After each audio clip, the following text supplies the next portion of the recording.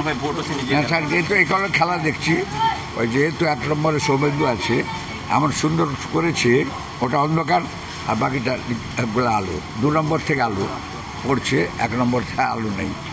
এখানে কোনো কি কারচুপি অভিযোগ উঠছে বলে মনে হয়? ওসব ছোটোখাটো করে কি আটকানো যাবে?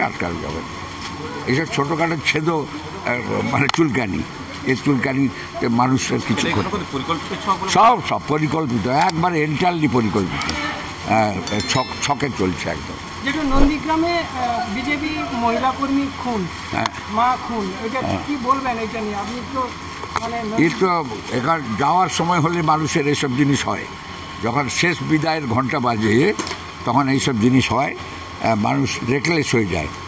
যেখানে সেখানে ক্যান্ডিডেটদের আটকানো, লক্ষণ করা, তো একবার একটা ইতিহাস, মানে ভাবা যায় না যে এই ধরনের ঘটনা ঘটতে পারে। রুচিবালাড়ি নিজে তার প্রতিবাদ জানালেন বোতামে ভোট দিতে। মানুষকে প্রতিবাদের ঝড় তুলছে বলে মনে হয় আপনার? হ্যাঁ, নিশ্চয়। নন্দীগ্রাম থেকে তৃণমূলের উত্থান হয়েছিল, আবার সেই নন্দীগ্রামেই মমতা ব্যানার্জি 21-এর ভোটে পরাজিত হয়েছিলেন। এবারে 24-এ কি হবে নন্দীগ্রামের রেজাল্ট? নন্দীগ্রামের রেজাল্ট বাম্পার রেজাল্ট হবে, আনএক্সপেক্টেড একটা মার্জিন হবে নন্দীগ্রামে। তৃণমূল অভিযোগ করছে তাদের এজেন্টকে অনেক জায়গায় বসতে দেয়নি।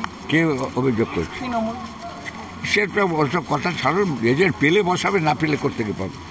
দেখা গেল বেশ কিছু বুথে শুভেন্দু অধিকারীর নামের উপরে স্টিকারের উপর সাদা কাগজ মারিয়ে দেওয়া হয়েছে, বারবার অভিযোগ উঠছে।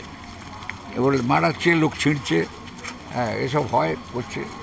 ওইসব মারিয়ে দিয়ে করে কি অন্ধকারে বাষ্পকে সরিয়ে দিয়ে উপরে লোককে ঠকানো যাবে? এর ফলে কি বিরোধীদের আটকানো সম্ভব? না, এসব করে কোনো লাভ হয় না কোনোদিন। ওইসব ছেদ পলিটিক্স ছোটোখাটো চুলকানি দিয়ে হারিয়ে দেওয়া যায় না, কখনো হারাতে পারবে না।